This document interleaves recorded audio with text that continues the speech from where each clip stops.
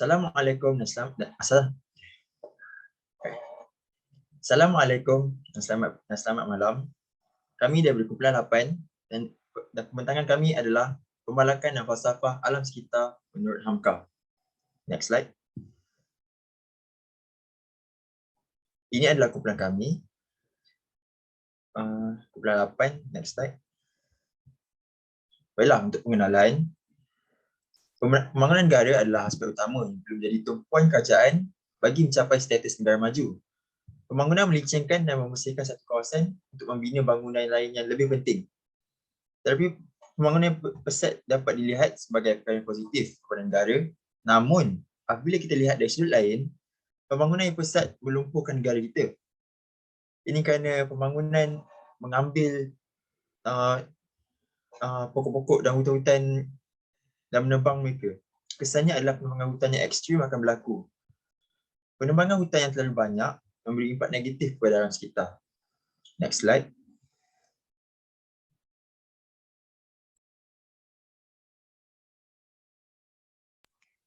Okey, buat kesan penebangan pokok terhadap alam sekitar, sebagaimana yang kita tahu, aktiviti penebangan pokok boleh membawa impak negatif yang amat serius kepada alam sekitar, sedangkan penebangan pokok merupakan satu aktiviti yang mengingkari alam semula jadi.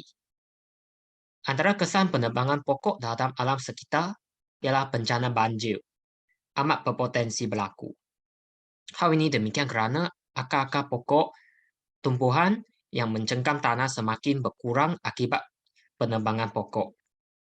Pokok-pokok yang merupakan tadahan air hujan dalam alam sekitar telah ditebang dan hilang peranan untuk mencengkam tanah air hujan di mana tanah tersebut tidak akan dihanyutkan oleh air hujan. Jikalau penebangan pokok dilakukan secara tidak terkawal, tanah yang sepatutnya dicengkam oleh akar-akar pokok akan kehilangan cengkaman dan akhirnya apabila hujan besar berlaku, tanah yang kehilangan cengkaman akan dihanyutkan. Dasar sungai akan menjadi lebih cetek akibat tanah dihanyutkan di sungai dan air mudah melimpah keluar daripadanya. Okay, next slide. So, ini merupakan gambar di mana sungai menjadi cetek akibat pembalakan dan banjir berlaku akibat pembalakan. Next.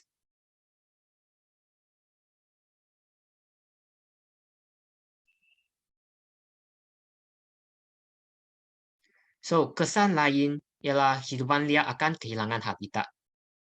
Pokok-pokok yang merupakan kawasan habitat kepada hidupan liar ditebang dan hidupan liar akan kehilangan tempat tinggal dan sumber makanan. Sebagaimana yang kita tahu, hutan merupakan di mana haiwan mencari makanan dan menetapkan tempat tinggal mereka. Apabila pokok-pokok ditebang, mereka akan kehilangan kedua-dua elemen tersebut. Dan mereka akan melakukan pengalihan kawasan habitat. Dan ini akan menyebabkan pengorbanan alam sekitar. Falsafah alam sekitar di sini tidak diikuti, sedangkan ketidakseimbangan ekosistem berlaku. Next.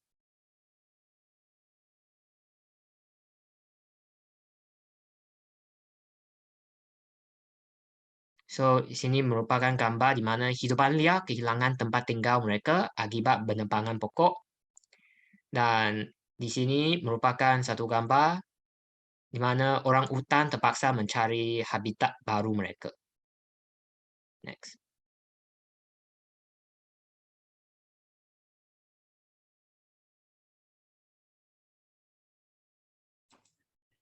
Selain itu, kesan yang ketiga terhadap penebangan pokok terhadap alam sekitar ialah peningkatan suhu bumi. Penebangan pokok akan menjejaskan proses fotosintesis pada waktu siang dan malam. Ini akan menyebabkan kadar oksigen dalam udara akan berkurang, lalu suhu bumi akan meningkat. Seterusnya ialah kesan yang terakhir ialah akan proses pembentukan humis dan penguraian terhenti. Apa maksud ni ialah semasa cuaca yang panas, bakteria dan serangga akan menguraikan tumbuh-tumbuhan dan akan memproseskan bahan kimia yang akan terlebih bagi tanah. So, bahan kimia yang terlebih akan terserup ke bawah tanah dan mencemar tanah air. Next.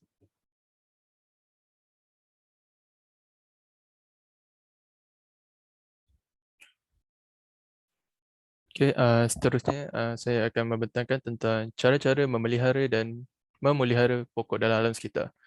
Okey, yang pertama, melalui penguatkuasaan undang-undang.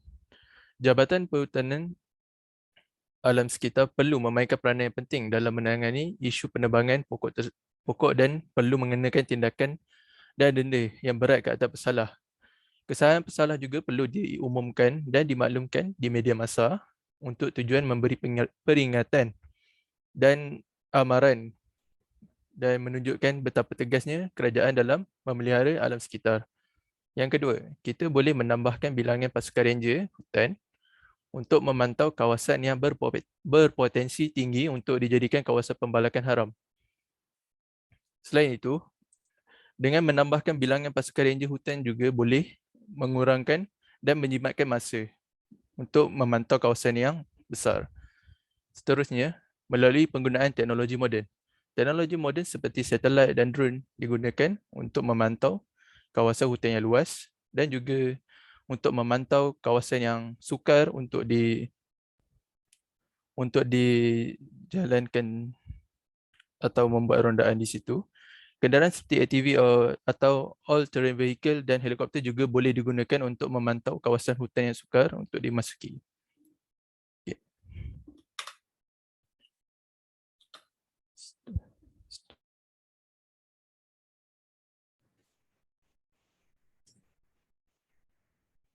Okey, cara yang seterusnya ialah kaedah penghutanan semula.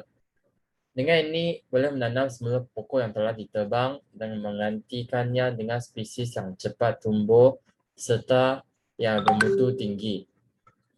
Dengan ini, kadar penghutanan atau penanaman semula hendaklah lebih tinggi daripada kadar penebangan hutan. Cara yang seterusnya ialah penggunaan baja organik yang mampu membagi tekstur dan struktur tanah dan ini juga boleh mengelakkan berlakunya pencemaran air.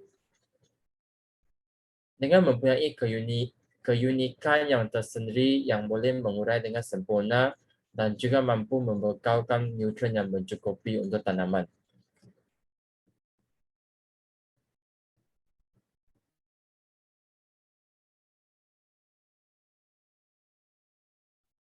Okay, saya membicarakan tentang perbincangan falsafah. So, falsafah alam sekitar adalah ilmu yang menumpukan kepada alam dan manusia dituntut agar digunakan kebijaksanaan mereka semasa bertindak ke atas alam. Alam mestilah dihormati oleh manusia yang merupakan pengguna sumber alam terbesar. Falsafah alam sekitar juga merupakan salah satu cabang ilmu falsafah etika. Sebab itu, ia juga sering disebut sebagai etika alam sekitar. Interaksi manusia dengan alam yang dapat dikaitkan dengan ahli falsafah menggunakan kebijaksanaan mereka dalam menyelesaikan masalah alam sekitar dengan tepat dan berkesan terasa sangat penting bagi memelihara hak masing-masing sebagai manusia dan juga kepada alam sekitar. Okey. Sumber alam tidak boleh didominasi dan dieksploitasi demi memenuhi kepentingan nafsu manusia semata-mata, tetapi ia sepatutnya dihargai dan dikagumi. Masyarakat perlu diprihatin bahawa sumber alam bukan sahaja perlu diambil manfaatnya dengan secara zahir, tetapi secara batin iaitu merasakan kekaguman yang sukar bagi mereka untuk mencipta sedemikian. Sebagai pengguna sumber alam terbesar, Manusia dikatakan bertanggungjawab dengan dalam menawan dan mendominasi alam, malah sebagai ejen pengubah maling utama dalam ekosistem. Ekosistem bermaksud okey. So itu daripada saya. Terima kasih. Dan saya akan meneruskan perbincangan falsafah. Antaranya ialah Hamka berkata kewujudan alam adalah berhubung secara langsung dengan konsep ciptaan dan pencipta. Selain itu, sikap menyayangi alam sekitar perlu ada dalam diri setiap individu supaya tidak berlaku pencemaran atau bencana alam. Seperti yang diterangkan tadi, kita perlulah menyayangi alam sekitar seperti tidak membuang sampah merata-rata, melindungi binatang-binatang di hutan. Selain itu, falsafah alam sekitar ialah bagaimana manusia menggunakan kebijaksanaan mereka untuk berhubung dengan alam sekitar. Falsafah alam sekitar adalah berbeza antara satu tempat dengan tempat lain. Mengikut ahli falsafah barat, alam ini adalah penghuni yang terdiri daripada binatang, tumbuhan dan lain-lain yang dijadikan untuk kegunaan manusia. Sebaliknya bagi orang-orang Asia, falsafah alam sekitar adalah berdasarkan animisme yang merupakan kepercayaan dan agama. Berbeza dengan masyarakat kolonial di mana mereka berpemikiran berdasarkan kajian dilakukan terhadap sesuatu benda tersebut bagi mencari kewajaran terhadap kewujudan dan kepentingannya. Masyarakat kolonial ini tidak menghormati alam sekitar sebagaimana orang tempatan. Bagi mereka, falsafah alam sekitar dilihat dari aspek material iaitu keuntungan yang boleh diperolehi dari satu tempat untuk kepentingan yang lain. Selain itu, masyarakat animisme juga mereka berbeza dengan masyarakat kolonial terhadap alam sekitar. Masyarakat animisme menganggap mereka adalah sebahagian daripada alam ini. Oleh itu, setiap perbuatan dan tindakan mereka terhadap kehidupan alam ini adalah sama seperti manusia. Ekoran dari persepsi ini, maka wujudlah amalan-amalan dan pantang dalam masyarakat animisme. Dan yang terakhir ialah kegagalan manusia mengaitkan falsafah alam dalam falsafah ketuhanan membawa kepada kegagalan manusia dalam menjaga alam sekitar dengan baik.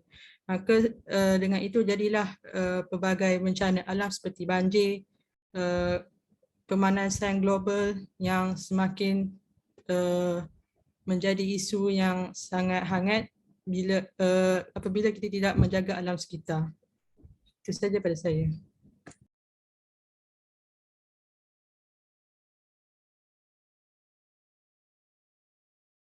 Baiklah, berdasarkan pembentangan daripada saudara dan saudari kita sebentar tadi, saya dapat membuat kesimpulan bahawa penebangan pokok hanya memberi impak negatif kepada alam sekitar serta manusia.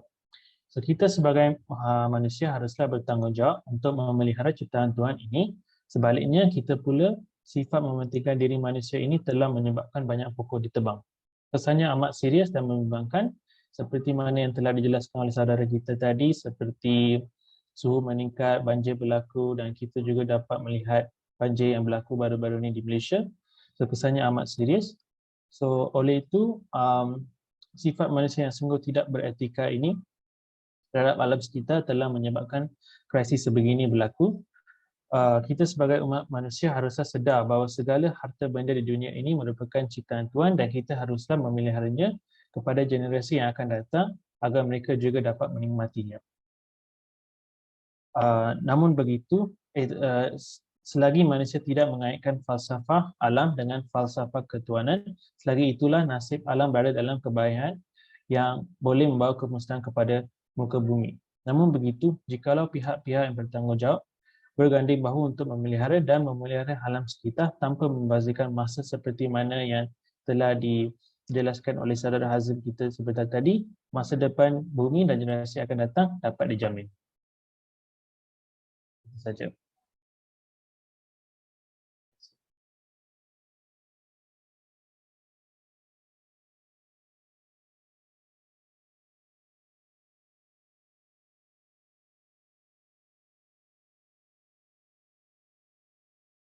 Dah, cerita.